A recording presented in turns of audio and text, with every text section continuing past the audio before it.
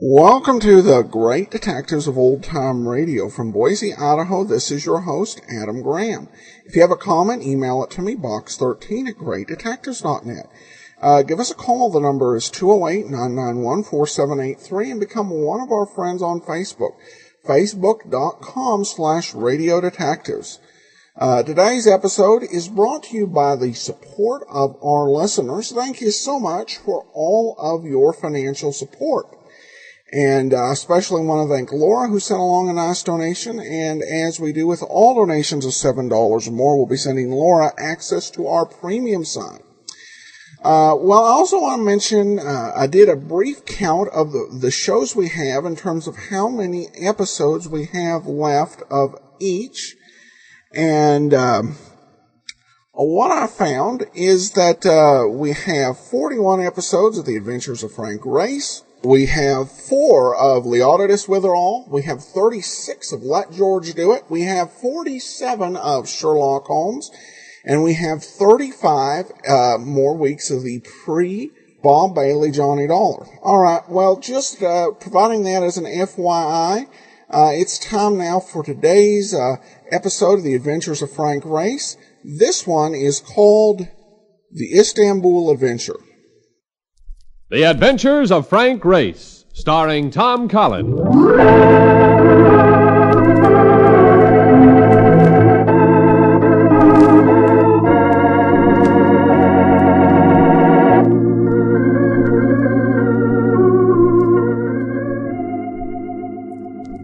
The war changed many things, the face of the earth and the people on it. Before the war, Frank Race worked as an attorney. But he traded his law books for the cloak and dagger of the OSS. And when it was over, his former life was over too. Adventure had become his business. The Adventures of Frank Race.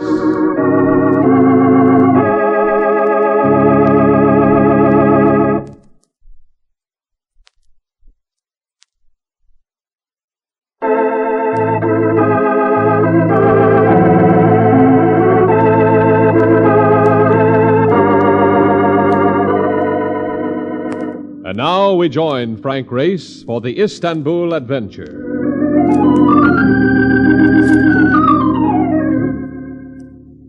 There are men who will tell you they've seen the city die. And it's hard to find argument for their words.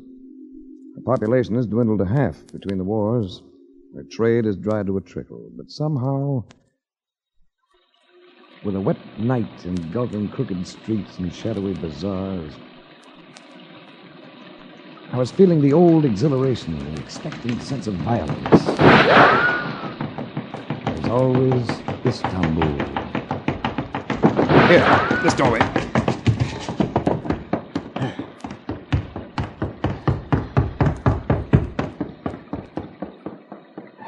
Yeah, rather close. You're very helpful.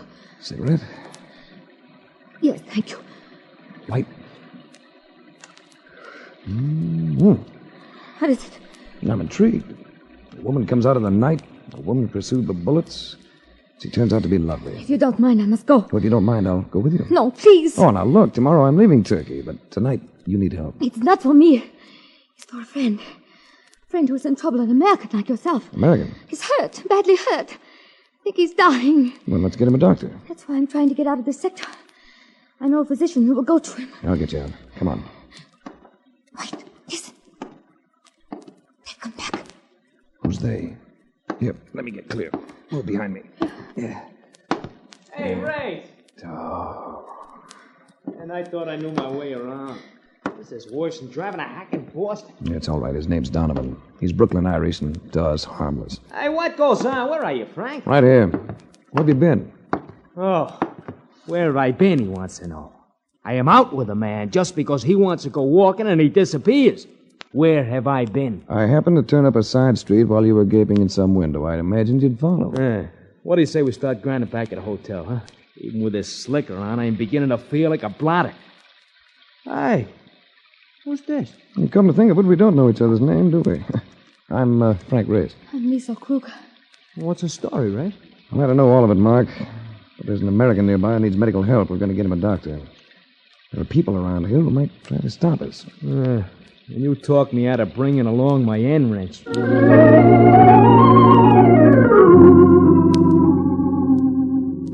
another section of the city, Liesl made a phone call. Within 15 minutes, we were joined with a physician. He was young and tall and dark, with a face you felt you could believe in. Liesl introduced him as Dr. Amarand. Gentlemen, I want to thank you for helping Liesl. I believe we shall manage all right now. It might be harder getting back into that sector than it was getting out. We'd better stick with you.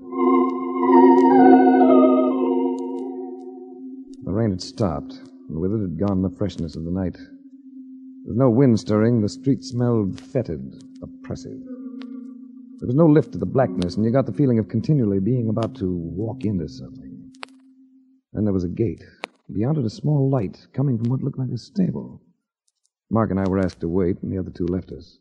You know, I wonder if we're going to get a chance to cancel them reservations. What reservations? In the boat. Why should we want to cancel them? Race, I got to look at that girl. You won't be taking no boat tomorrow. Which, to me, is kind of sad. Here she comes. Come, Race. Want your pen? I told the American about you, Race. He wants to talk to you. He is too weak to say much, Mr. Race. If you will kneel down. What's his name, Doctor? Dwyer. Johnny Dwyer. Hi, Johnny. Hiya, fella. Where are you from? I work out of New York. I was born in Indiana. Hey, sounds like home. I'm from Dayton, Ohio. Who hurt you, Johnny? Some bad ones, fella. Pulling a bad deal. Liesl and Doc will tell you they're great people. He'd better not speak anymore. On the candle!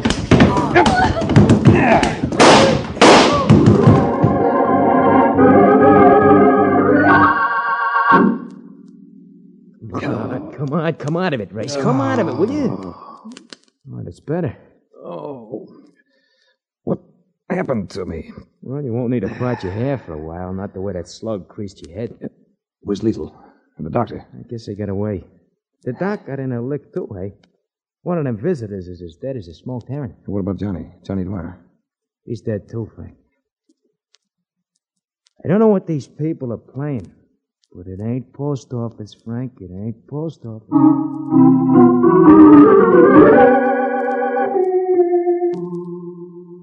As Mark had prophesied, we missed our boat because I went looking for Liesl.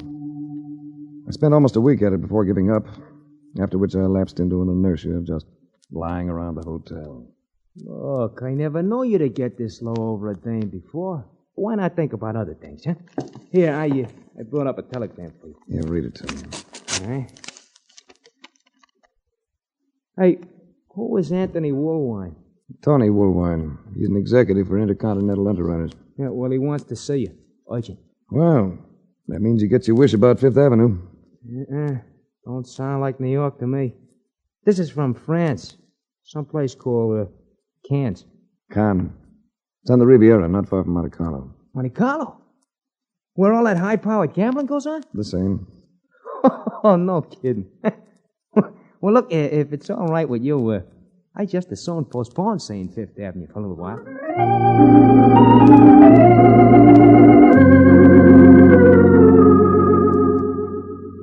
Tony Woolwine. A nice guy who always seemed to be where there was sunshine.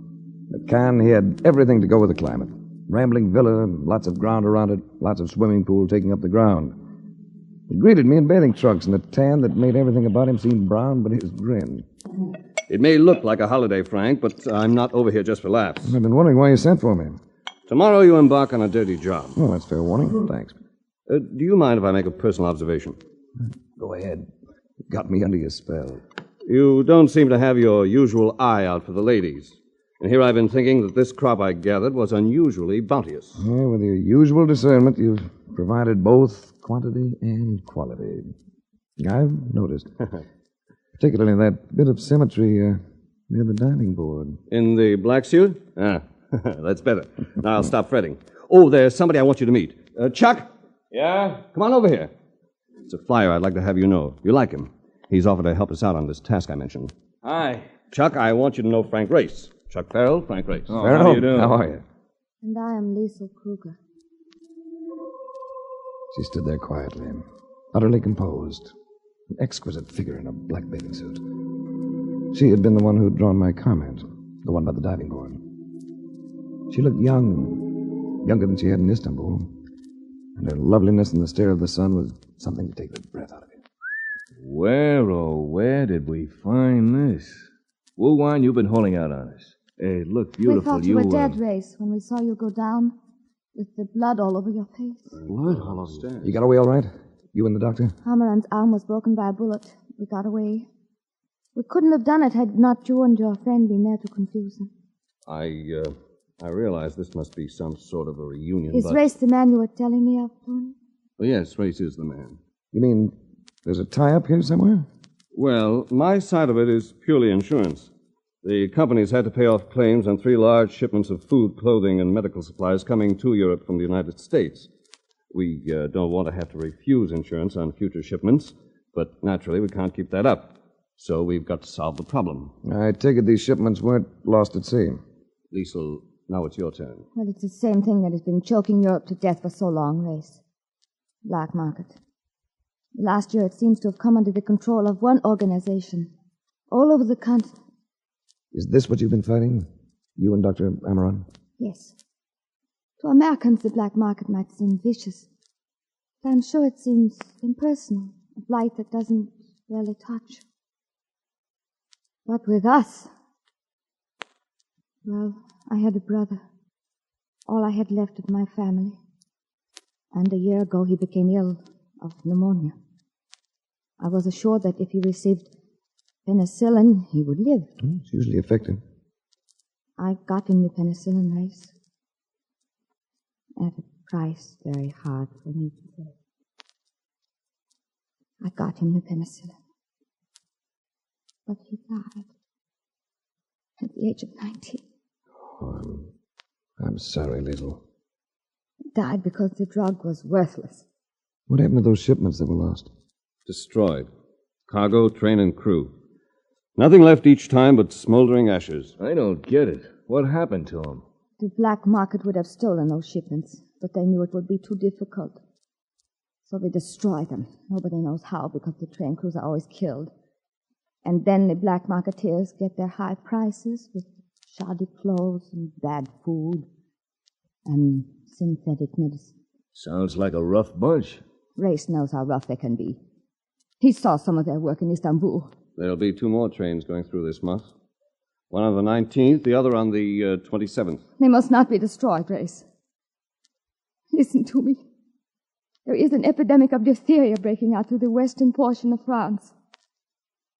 Unless those trains get through with diphtheria toxides, thousands of children are going to die.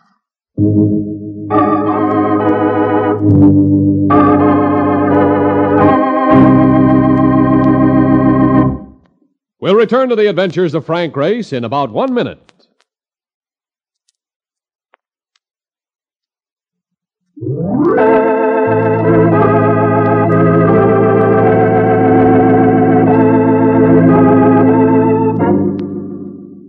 And now, back to the adventures of Frank Race.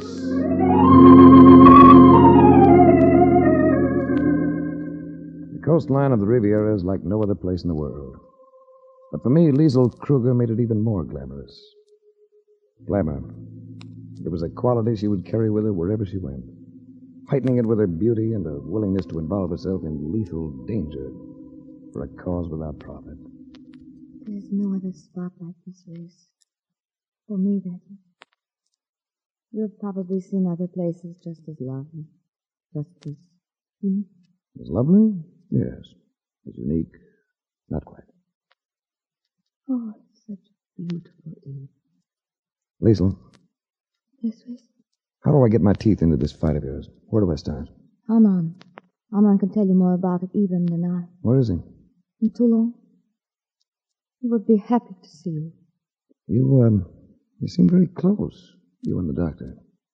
Well, when two persons share the dangers we have shared, there will naturally be a bond. But I'm not in love with him. If that is what you mean. Why do you do it, Liesl? Why do I fight? That was my brother. And I suppose there's something else. Something that would be hard to put into words. You should know. You have the same feeling. Well, I get paid for what I do. Oh, you always get paid. Who paid you for helping us in Istanbul? Get out of it, Liesl. Let Amran fight them. Let me fight them. But you get out of it. Why do you say that? We stood facing one another. And over my shoulder, the moonlight spotlighted the terrific face of hers, with its provocative lips and frame of thick, lustrous hair. I didn't grab her. I reached for her gently. And everything took time out for a while. I meant that, Race. So did I. And I'm asking you again to pull out of this business. Race, I can't. I've got to stay with it to the end. No matter what the end may be.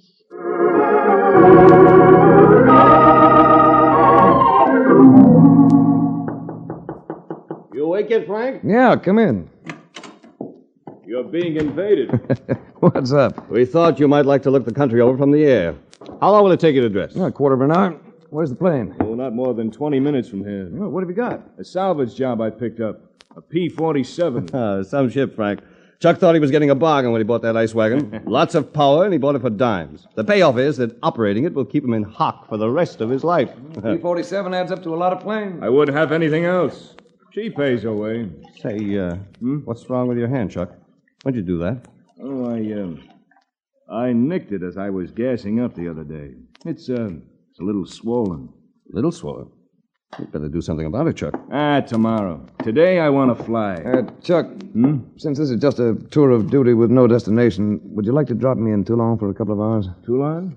Why, sure. I'll be calling on a doctor there. We'll get him to take a look at that hand of yours.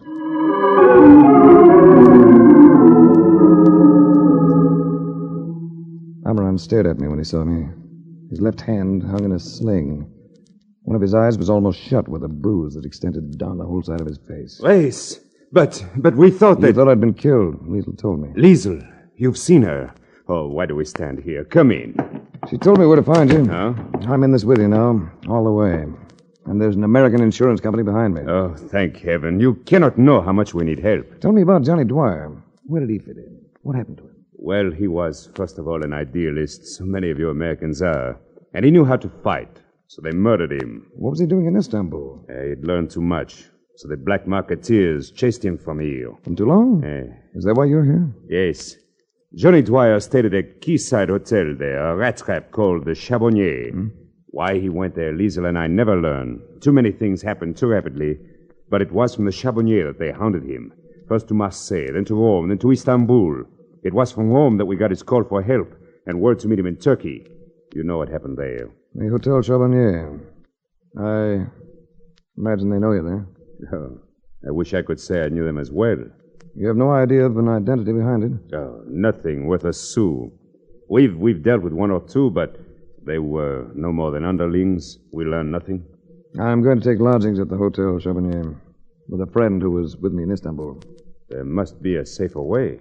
But none quicker than I can see. And now, I wonder if I may ask a favor of you. Anything. The pilot who flew me over here has a bad hand, infection.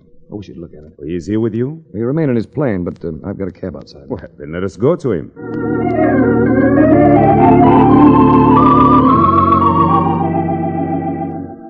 We found Chuck Farrell leaning against the fuselage of his P-47. In his hand, a silver flask with which he waved at us as we came up. Amran, smiling as I introduced them, tightened his lips seriously when he saw the hand. Made a clinic of the 47's cockpit, taking Chuck's temperature and otherwise thoroughly checking his patient's condition. You have absorbed quite a little alcohol lately, huh? Oh, I guess I've been doing all right. Why? Come on, Doc. Brief me on this.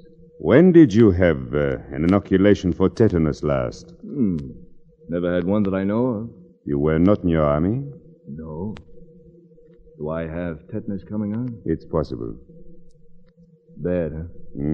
Since you have received no toxoids, then I can bolster an inoculation with antitoxin. It's indicated. Well, then let's have it. Will it make me sick? It may not, depending on your sensitivity to it. You should not fly this plane. Oh, ever been checked out in a P-47 race? Yeah. Good. Then you can ferry us back. Well, possibly Dr. Amron will come over and check your condition in a day or so. Of course. And when will you keep the rendezvous we discussed? As soon as I can pry Mark Donovan loose from those Monte Carlo gaming tables.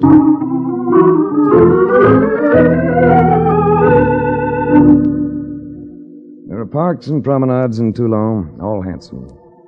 There's the view of the sea. There's the cathedral, other old churches, and a fine town hall. Not far from its docks, on a crooked street, forgotten by all but the police, and a few citizens who would prefer that the police also forgot it, stands the Hotel Charbonnier, as dubious a hostel as you'll find anywhere along the Mediterranean. I will say just one thing. If I'd have known I was leaving Monte Carlo for this, honest race, I think I'd have run out on you. Now, cheer up, Mark. You'll find after a while the place grows on you. Yeah, something's been growing on me. And it ain't my disposition.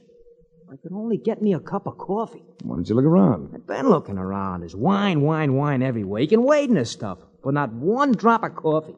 I gotta find some somewhere. Hey, a note under the door. Let me have it. Where's it from? Dr. Amaron. He wants me to go to him at once. Something urgent. You wait here.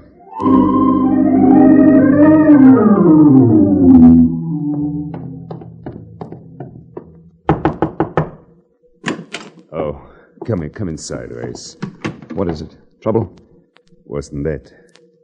Tragedy. Look over there. Liesel! She's been hurt. What is it, Amaron? What happened to her? She's dying, Race. She got here about an hour ago. She's been trying to tell me what happened, but she's had only strength enough to say your name. You've got to save her. I've done everything I can, Race. Talk to her. She will hear you. She wants to hear you.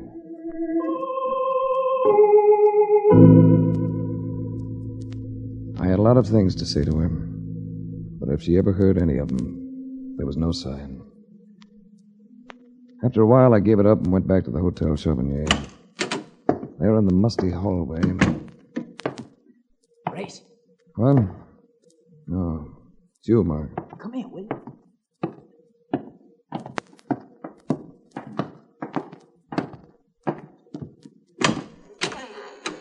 Gotta have a look in here.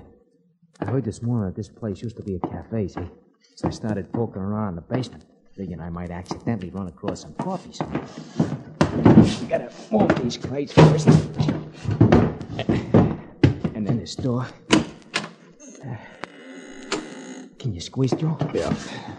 What have you got? Take a look at what I got. An arsenal. Rifles, pistols, submachine guns, even shells. Look at this one, will you? Shell. That's no shell, Mark. That's a rocket. What's the matter? What a fool I've been. Chuck Farrell and his P-47. What are you talking about? P-47's Thunderbolts. Along with the British Typhoons, they were the top rocket-firing planes of the war. Rockets for knocking out tanks and trains.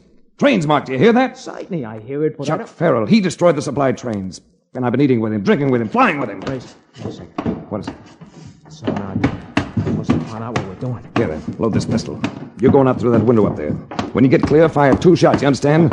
Then head for Woolwine. Tell him about this whole setup. Now, wait a minute. You can boost me up to that window, but what about you? How you gonna get out of here? Give me a foot and get going. Here. Okay, I'm up. Get clear to the street before you signal. Yeah, but what are you gonna do? Hold him off with this Tommy gun. Get going. Okay, I'm going.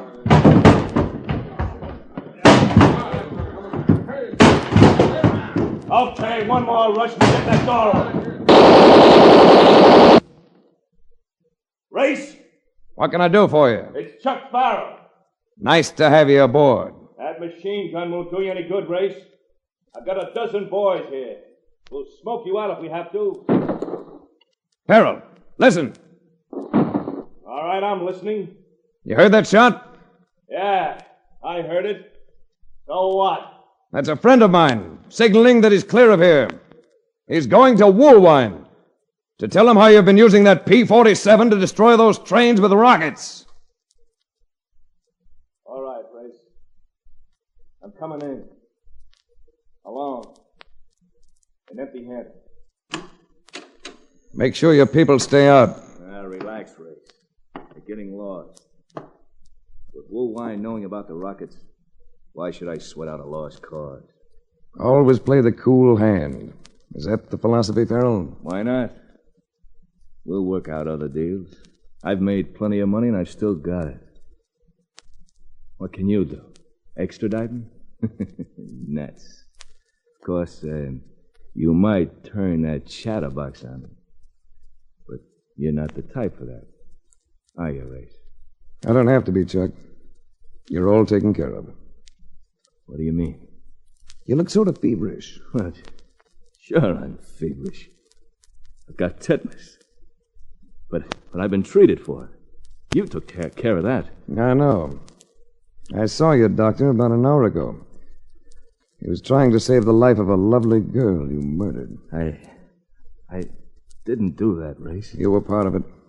The same way you've been part of murdering a lot of other people, including kids. But you finished, Chuck. Amaran said you weren't in shape for a bout with tetanus. Stop trying to annoy me. I took that antitoxin, didn't I? Dr. Amaran learned this morning that the antitoxin he gave you was worthless. Worthless? It was worthless because it came through your own black market channels. And there's none available that'll be effective. Not until a new supply arrives from America in 15 days. And in 15 days, Chuck, I have a feeling you won't be around.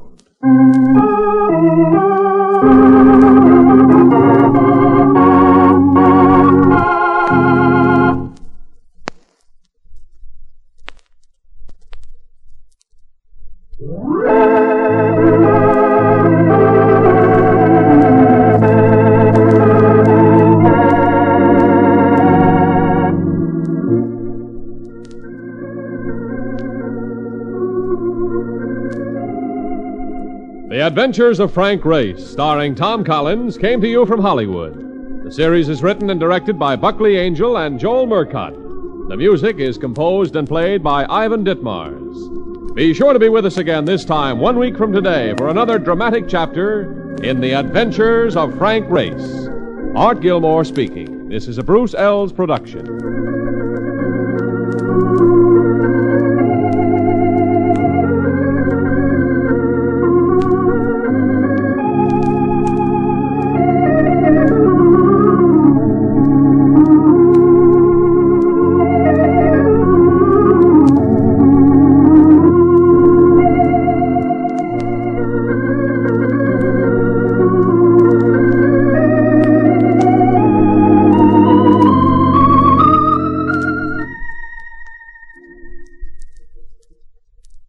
Welcome back. Well, I have to say, an ending with quite a bit of poetic justice. One thing I loved about the adventure of Frank Race, in particular, just speaking of the episodes that I've heard, is that Race definitely has a very strong sense of justice, a kind of a carryover of the spirit of World War II. As he is making these decisions in case, it really is not all about the cash.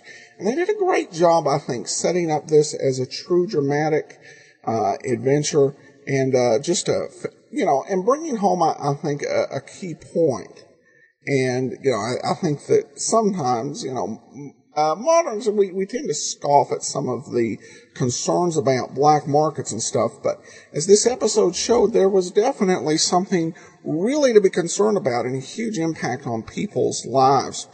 Well, we turn now to listener comments and feedback. Joan comments, of all the episodes of Frank Race, this one was the best. I just wanted to let you know. And that was regarding the Hackensack victory. Well, I was hoping not. I was hoping you were. Because, I hate for the first episode to be the best one. So it's a matter of opinion. I personally like this one a bit more, and we'll see what else there is ahead. But Thanks for the comment, Joan. And then Mary says, love the 2 new additions to the podcast. I've never heard either of these programs. Have you ever thought about broadcasting Bold Venture with Bogey and Bacall? And that's from Mary. And Mary did a typo and typed, instead of additions to the podcast, addictions. I think she may have been right the first time. But anyway, regarding Bold Venture, I love the show. It's one I've been listening to right now. There are about 57 episodes out there in circulation. As of this recording, I've heard 48 of them. I love Bogey and Bacall, but really that's the main reason to listen to it. The first part of the series, I think, is it's dominated by them constantly being taken advantage of.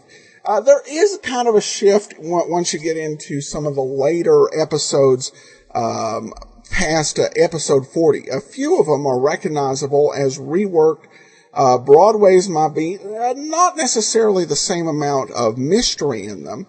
But it's not really a detective show, so even though I love it, won't do it over here. But I've mentioned that I thought of doing an OTR adventure podcast, and that may be a work. If that ever materializes, Bold Venture would certainly be on the list of shows we'd like to do for that. All right, well, that will actually do it for today. We'll be back tomorrow with Leonidas Witherall. In the meanwhile, send your comments box 13 at greatdetectives.net. Follow us on Twitter at Radio Detectives and Facebook.com/Radio Detectives. From Boise, Idaho, this is your host, Adam Graham, signing off.